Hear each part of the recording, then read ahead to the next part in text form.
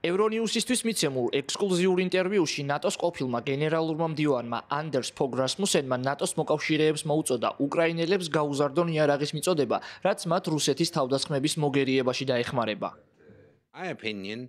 ჩემი აზრით, ჩვენ უნდა გავუზარდოთ იარაღის მიწოდება. მაგალითად, გერმანელებმა უკრაინელებს უნდა მიაწოდონ შორმანძილზე მოქმედი ტაურუსის ტიპის რაკეტები. ჩვენ ასევე უნდა დავეხმაროთ უკრაინელებს რუსული დრონებისა და რაკეტებისგან თავის დაცვაში. რასმუსენი მიესალმა ამერიკის შეერთებული შტატების გადაწყვეტილებას ორი მსხვილი რუსული ნავთობკომპანიის სანქციების დაწესების შესახებ და ეს წინ გადადგმულ ნაბიჯად შეაფასა. როგორც ჩანს, პრეზიდენტი ტრამპი თანდათან კარგავს მოთმინებას პუტინის მიმართ. ვფიქრობ, ამერიკელებმა თანდათან გააცნობიერეს, რომ თუ ისინი პუტინის მშვიდობიანი მოლაპარაკებებისკენ წაყვანას აპირებენ, რუსეთზე გაცილებით მეტი ზეწოლა მოუწევთ.